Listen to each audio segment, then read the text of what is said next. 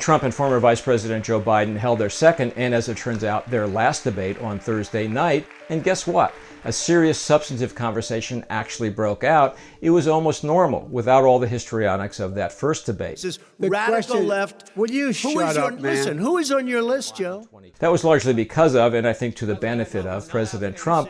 His hectoring and interrupting style in the first debate was not a good look for him, and in fact, he dropped in the polls afterwards. He chose a different tack this time. President Trump, I think we have to respond, if I might. Please, and then I have a follow-up. Thank you, and I appreciate that.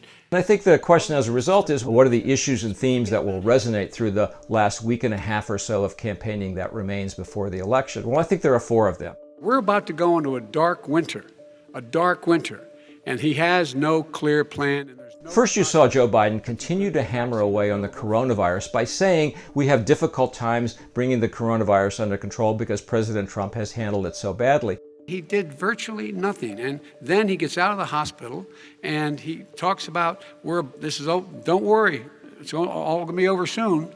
Come on, there's not another serious scientist in the world who thinks it's going to be over soon. President Trump, your reaction? I say over soon. I say we're learning to live with it. We have no choice. We can't lock ourselves up in a basement like Joe does. This time he also said we can fight the coronavirus better without shutting down our economy, thereby trying to rebut one of the Republican charges on that front. We ought to be able to walk and chew gum at the same time. We ought to be able to safely open. Second, President Trump jumped quickly and hard on Joe Biden for saying that it's time for the country to transition away from the oil industry. Because basically what he's saying is he is going to destroy the oil industry. Okay. Will you remember that, Texas? Will you remember that, Pennsylvania, Oklahoma? Vice President Biden, let me give you 10 seconds to respond, Ohio? and then I have to get to the final question. Vice President Biden.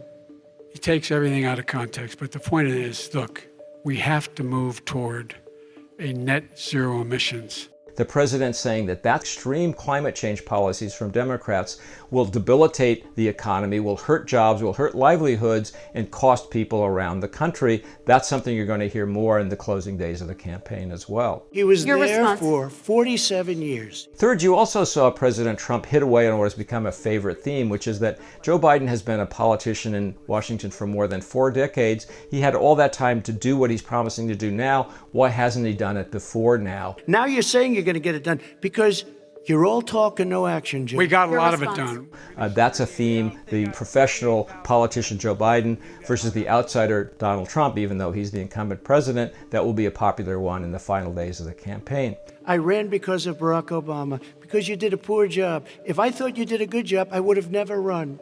And finally, you also heard Joe Biden say, essentially, I'm going to be the president of all Americans, not just the Americans who vote for me, that he can be a president and a man who unifies the country that Donald Trump has so divided. I'm running as a proud Democrat, but I'm going to be an American president. I don't see red states and blue states. What I see is American, United States. So politically, of course, does any of this move the needle in the campaign, particularly a campaign when 47 million Americans had already voted early before the debate even took place? Well, I think both candidates probably moved the needle in the margins, maybe a little bit, but mostly I think it was the kind of debate that reinforced what most Americans already think of these two candidates.